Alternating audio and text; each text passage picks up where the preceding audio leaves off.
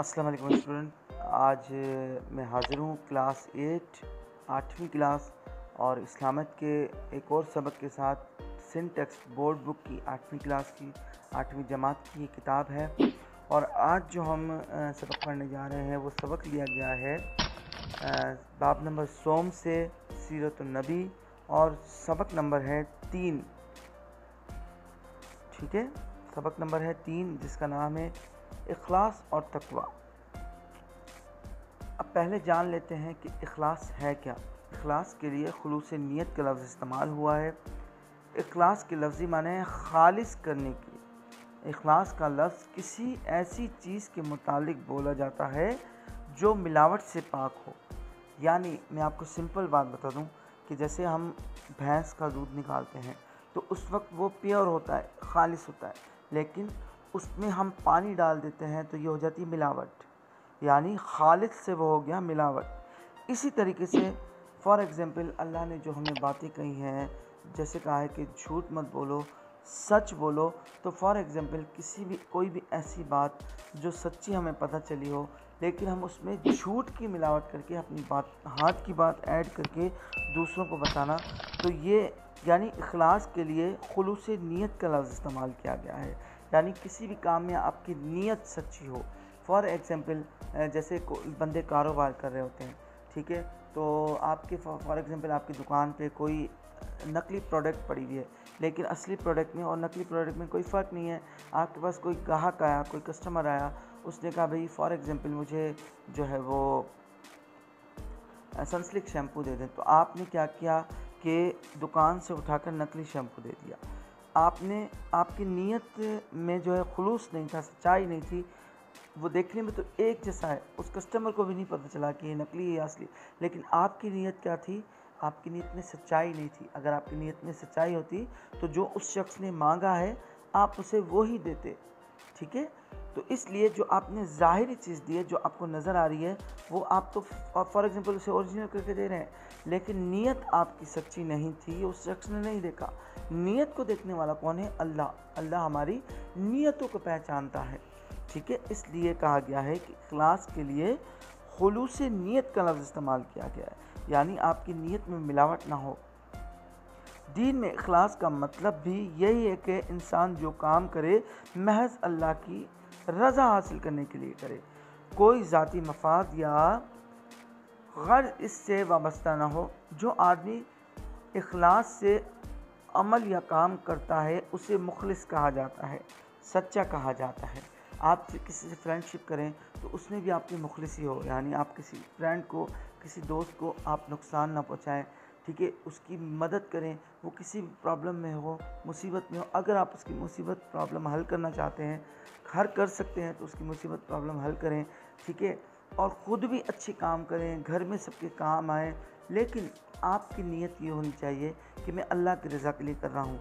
ठीक है, for example आप चिढ़े नहीं, आप जो है गुस्सा नहीं हो, आप काम करते वक्त ये नहीं कहें कि मैं ही रह गया हूँ मदद के लिए, हर वक्त क्लास में तुम मुझसे ही पेन मांगते हो, मुझसे ही पेंसिल मांगते हो, तुमने मुझे तंग कर दिया है। नहीं, आपको खुश होना चाहिए, क्योंकि जो बंदा किसी के काम आता है तो अल्लाह ताला ने उसको ये ताकत दी हुई होती है कि आप इसके काम आए, यानी अल्लाह ताला के आप प्यारे बंदे होते हैं। तो इसलिए हमें खुश होना चाहिए कि अगर हम किसी का काम आ रहे हैं, क्लास में, घर में, या वैसे किसी की मदद करने के काम आ रहे हैं, तो हमें खुश होना चाहिए और अल्लाह का शुक्र अदा करना चाहिए कि अल्लाह ने हमें इस काबिल समझा है कि हम दूसरों की मदद करें, पर अच्छी नीयत के साथ। अब खुलूस यानी नीयत की, इखलास की अहमियत क्या है, इसको थोड़ा सा जूम कर लेते हैं ताकि आप लोगों को ये चीज़ नज़र आ जाए।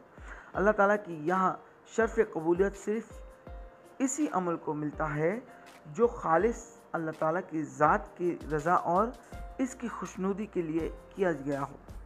ठीक है, जैसे कुरान पाक में अल्लाह ताला ने इरशाद फरमाया, बस अल्लाह ताला की इबादत करो, उसकी इबादत को खालिस करके देखो। खालिस इबादत अल्लाह ताला के ही लिए ज़ेबा है। ठीक है, और हुज़ूर सल्लल्लाहु अलैहि वसल्लम ने क्या फरमाया? तर्जुमा, तमाम आमाल का दारोमदार नीयत पे है। यहाँ पे थोड़ा रुक जाते हैं। अब इसमें क्यों ये कहा गया कि अल्लाह ताला की यहाँ कबूलियत सिर्फ़ उन्हीं अमलों की होती है, उन्हीं अमालों की होती है जिनमें आपकी नीयत अच्छी हो, साफ़ हो।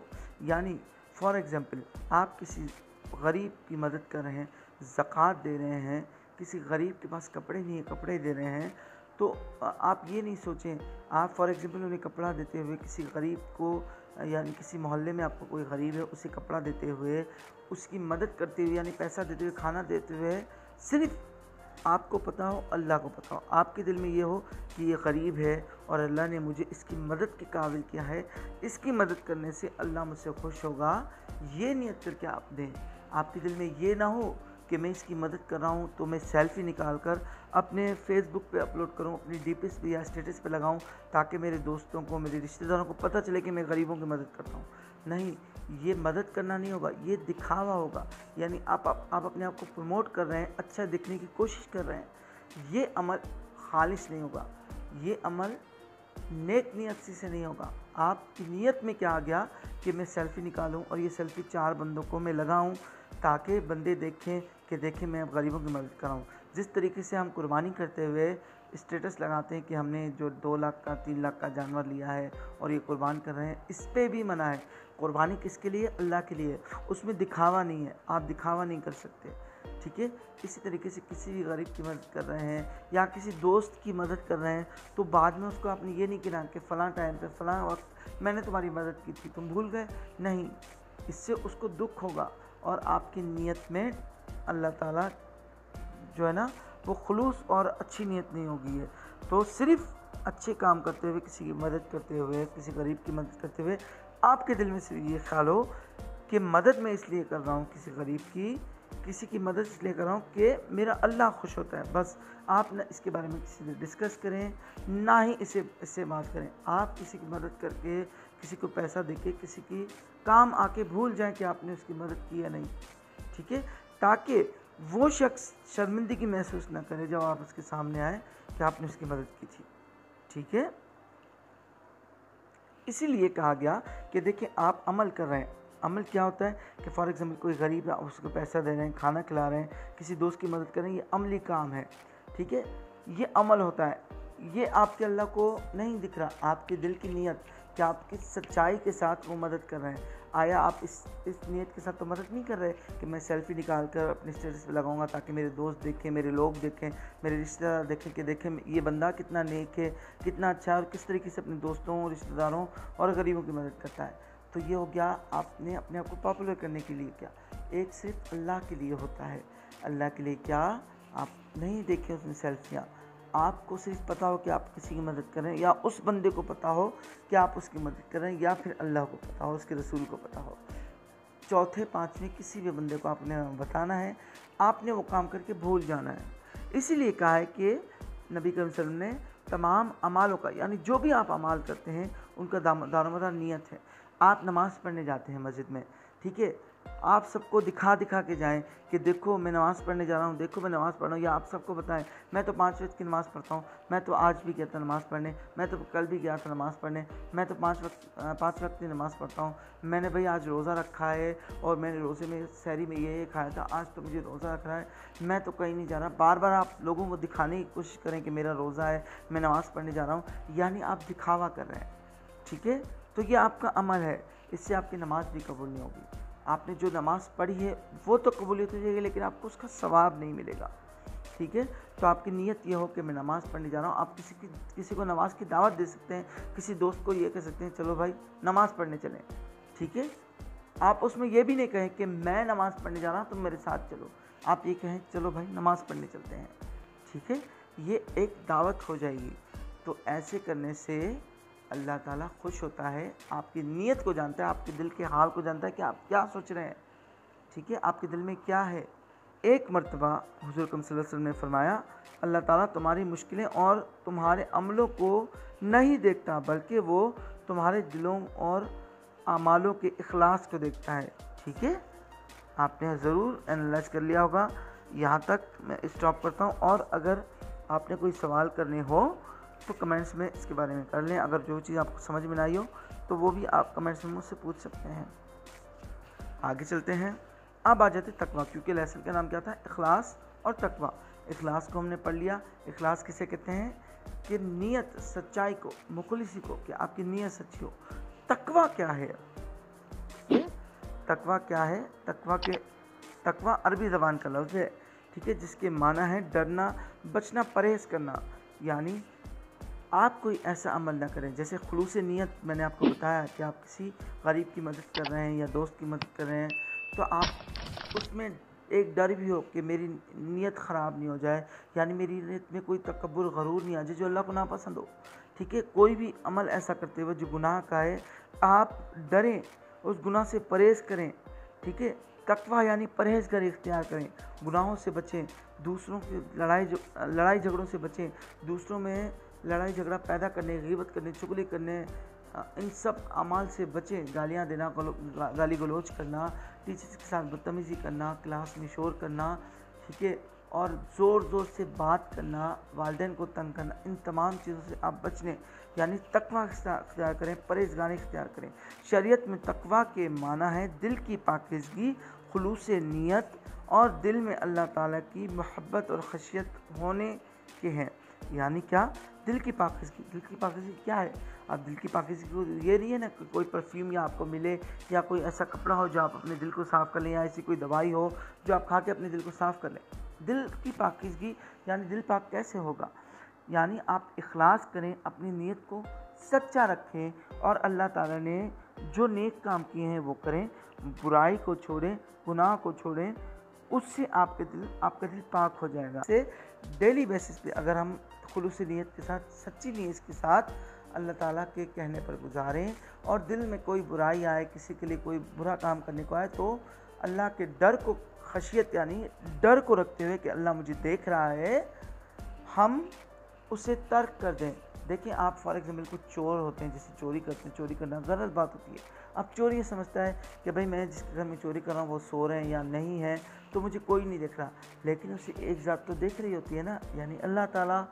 तो अगर हर किसी के दिल में ये हो कि मुझे अल्लाह देख रहा है, ये डर हो, तो फिर गुनाह नहीं करते। जैसे फॉर एग्जांपल आपके पेरेंट्स बैठे हुए हैं, तो क्या आप अपने पेरेंट्स के सामने गालियाँ देंगे? नहीं, आपको डर होगा। आप पेरेंट्स के सामने गलत काम करेंगे? नहीं, आपको डर होगा। तो यही डर अगर हम अल्लाह ताला के लिए अपने दिल में पैदा कर लें कि अल्लाह ताला हमें देख रहा है, और अल्लाह ताला हमसे कहीं नाराज़ ना हो जाए, अल्लाह का रसूल हमसे कहीं नाराज़ ना हो जाए, तो फिर हमारा दिल आहिस्ता आहिस्ता नेकी की तरफ आ जाता है, हमारे दिल में सच्चाई आ जाती है, और दिल गुनाहों से पाक यानी पाकीज़गी इख्तियार कर लेता है, ठीक है। इसका मतलब यह है कि खशियत और मोहब्बत पैदा करने का मतलब यह है कि इंसान के दिल में इस बात का एहसास और खौफ पैदा हो कि अल्लाह ताला मेरी हर बात को देख रहा है, अगर मैं अच्छा करूँगा तो मुझे अच्छा बदला दिया जाएगा, और अगर मैं बुरा करूँगा तो क़यामत के दिन मुझे उसकी सज़ा मिलेगी। यानी क़यामत में देखिए, हर किसी को जाना है, मरना हर किसी को है, ठीक है। अक़ीदा ख़ात्म नबूवत अक़ीदा है, आखिरत भी हमारे दिल में होना लाजमी है। यानी हम यहाँ पे हर गुनाह अपने छुपा लेते हैं, झूठ बोल लेते हैं, लेकिन वहाँ पर हम झूठ नहीं बोल पाएंगे, हमारे हाथ पाँव भी गवाही देंगे। अल्लाह ताला ने जो हम दुनिया में करके आए हैं गुनाह और सवाब, उनका नाम अमाल लिख कर रखा होगा जो हमारे सामने पेश किया जाएगा, और फिर अल्लाह ताला के सामने हम झूठ नहीं बोल पाएंगे कि हमने ये काम नहीं किया। अगर जिसने अच्छे काम किए होंगे उसका सिला अच्छा दिया जाएगा, यानी उसे अल्लाह ताला जन्नत में भेज देंगे, और जिसने बुरे काम किए होंगे उनको सज़ा दी जाएगी, यानी उन्हें सज़ा देकर जहन्नुम में भेज दिया जाएगा। और किसी भी काम में अल्लाह ताला और उसके रसूल की नाफरमानी ना करें। नाफरमानी करना क्या है? यानी टीचर आपको कह रहा है कि चुप करके बैठ जाएं, फिर भी आप शोर करें। टीचर आपको कह रहा है अपनी कॉपी बनाएं, सबक याद करें, लेकिन आप नहीं कर रहे, ये हो गया टीचर की बात ना मानना। इसी तरीके से अल्लाह और उसके रसूल ने क्या कहा कि नेक काम करो और बुरे काम को छोड़ दो, लेकिन हम उनकी बात ना माने और बुरे काम करते रहें, लोगों को सताएं भी, बड़ों की बात भी ना माने, नमाज भी ना पढ़ें, रोज़ा भी ना रखें, देन हम उनकी नाफरमानी कर रहे हैं, ठीक है। तकवा की अहमियत और इरशाद बारी ताला, अल्लाह ताला ने इसके बारे में क्या फरमाया है, सुन कर लेते हैं। इस्लामी अहकाम का खुलासा और मकसद सिर्फ़ तकवा है। इस्लाम हर अमल में तकवा की रूह चाहता है, यानी आपके हर अमल में परहेज़गारी हो, एहतियात करें कि कहीं हमसे गुनाह ना हो जाए, कहीं हमसे ऐसी बात ना हो जाए, हमें गुरूर ना आ जाए जो अल्लाह को नापसंद है।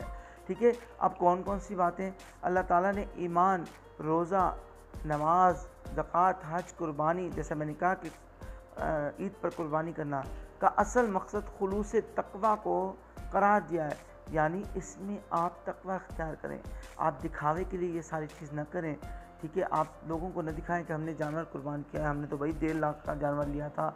और नमाज लोगों को दिखा दिखा के नहीं पढ़ें, यानी कह के नहीं जाएँ। रोज़े में भी यही है, ज़कात में भी यही है, हज में भी यही है। अब कुरान पाक में अल्लाह ताला सूरह अराफ में क्या फरमाते हैं, जो कोई डरे और नेक अमाल करे तो उस पर खौफ होगा और ना ही वो गमगीन होगा। यानी अगर आप अल्लाह से डरते हैं कि अल्लाह हमें देख रहा है, हम बुरे काम ना करें, वो बड़ा है, हमें हर जगह देख सकता है, और नेक अमल करें, तो क़यामत के दिन आप अल्लाह से नहीं डरेंगे, आपके दिल में कोई खौफ नहीं होगा, क्योंकि आपको अल्लाह जानता था। आपके दिल में ये होगा कि दुनिया में मैंने इस डर से अपने गुनाह छोड़ दिए कि अल्लाह मुझे देख रहा है, अल्लाह राज़ी हो जाएगा। तो क़यामत के दिन जो नेक अमाल करेगा इस दुनिया में, वो अल्लाह ताला के सामने खौफज़दा नहीं होगा, डरेगा नहीं, और उसे गम नहीं होगा कि अल्लाह ताला मुझे दोज़ख में फेंक देगा। वो खुश होगा, नबी करीम सल्लल्लाहु अलैहि वसल्लम के साथ उनका पड़ोसी बनाया जाएगा और जन्नत में दाखिल किया जाएगा।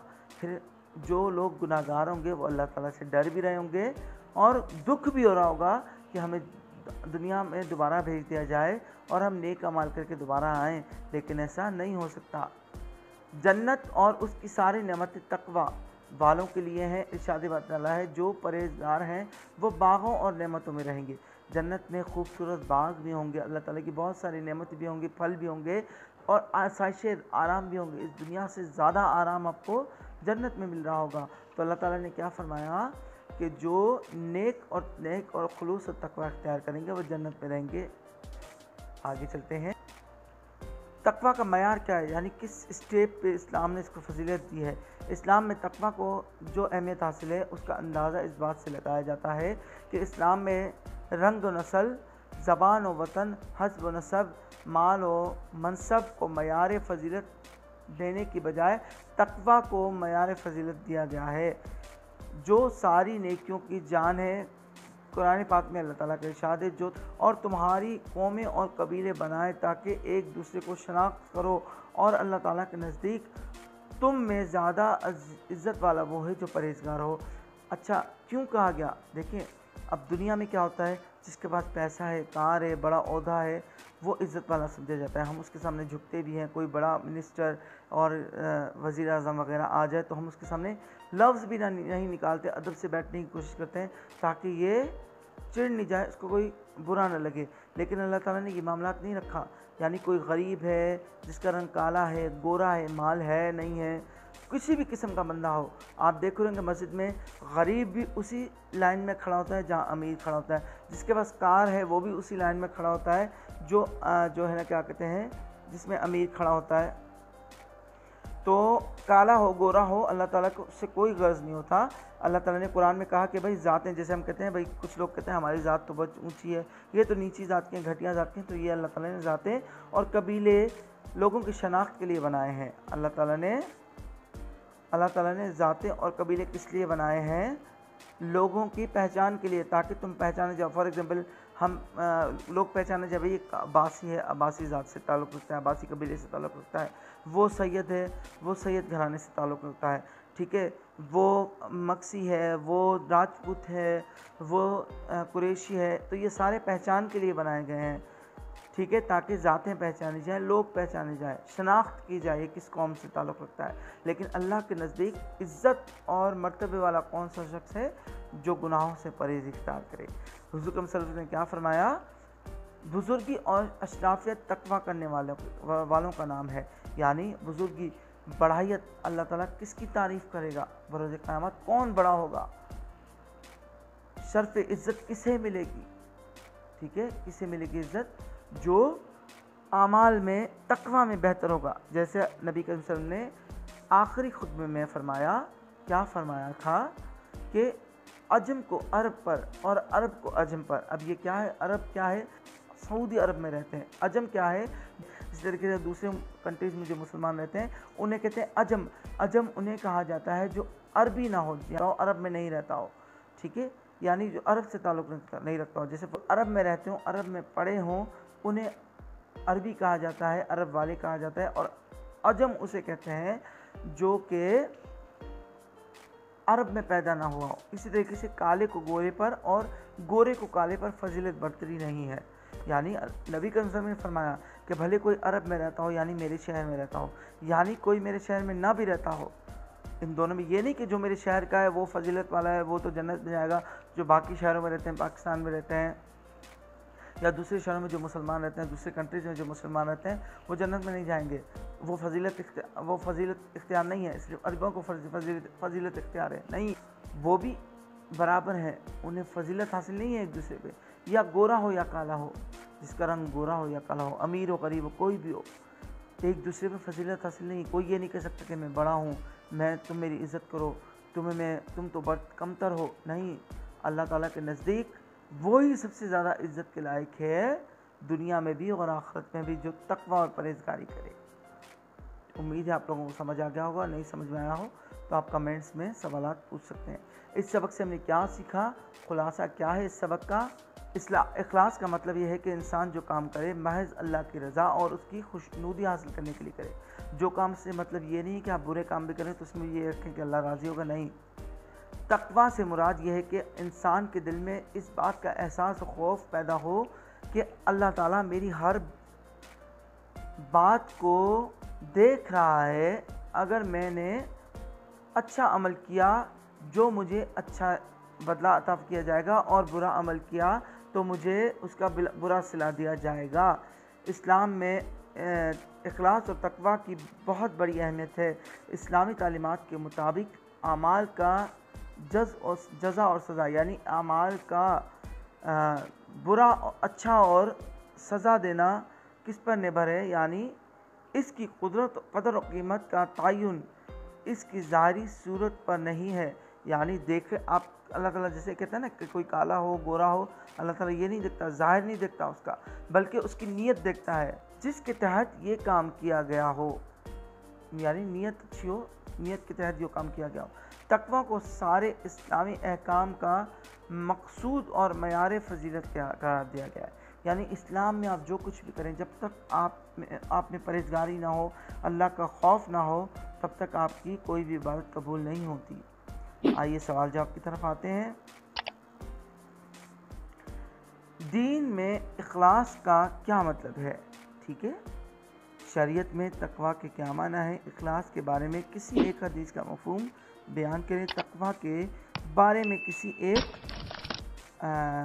आयत का मफ़हूम बयान करें। ठीक है, तो ये सारे मैंने आपको जो है वो फर्स्ट पेज पे इनके आंसर, मेरे ख्याल से फर्स्ट से सेकंड पेज पे इनके आंसर आपको आसानी से मिल जाएंगे। कोशिश कीजिएगा अपने वर्ड में ये आंसर्स लिखें, और जो आपको चीज़ जो समझ में ना आई हो वो आप कमेंट्स में पूछ सकते हैं।